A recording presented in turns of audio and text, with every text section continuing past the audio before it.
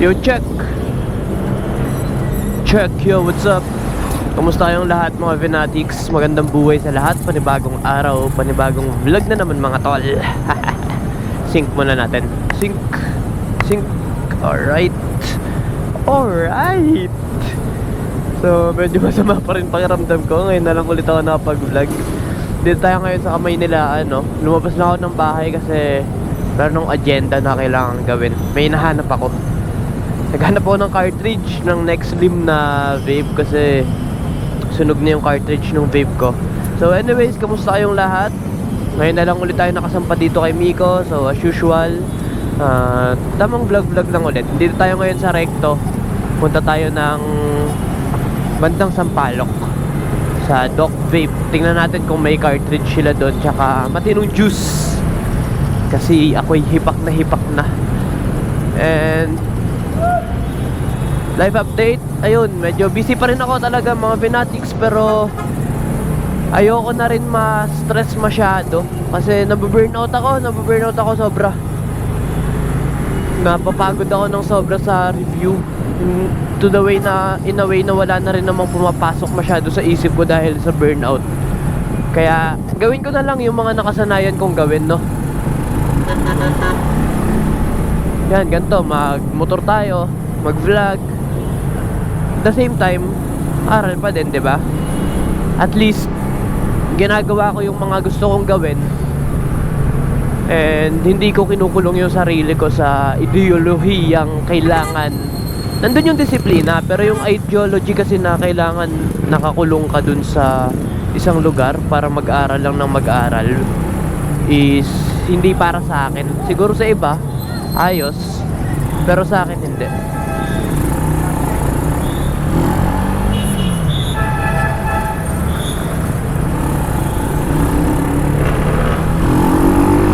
Dito nagkagulo yung rally ng 21. Dito yung banda, guys. Ito ang pinaka naging war zone nung 21. Kaliwa tayo dito sa Nicanor Reyes.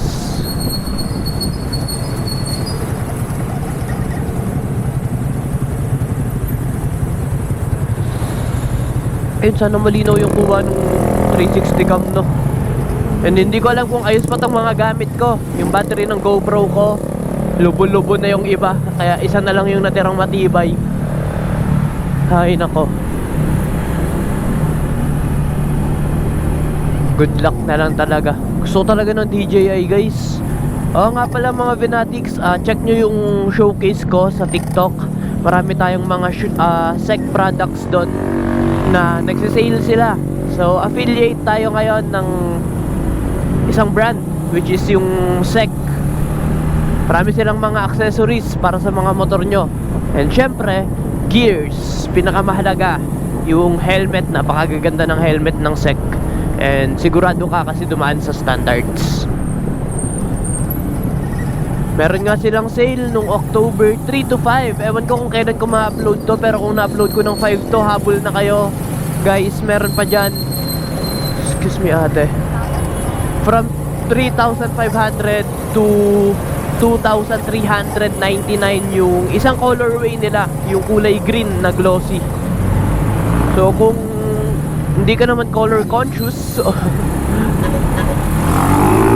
hindi ka naman conscious sa itsura ng helmet mo at iniisip mo yung safety mo, goods na yun. And may mga ilalabas pa kaming mga videos patungkol sa mga gamit nila na ipopromote natin. So abang-abangan nyo mga Venatics sa TikTok ko, Venvilla Floor Vlogs. Syempre Facebook dito, mag-upload din ako. Check lang kayo lagi. Maraming salamat sa mga tunay na palaging nakasuporta. 300 meters, destination will be on the left.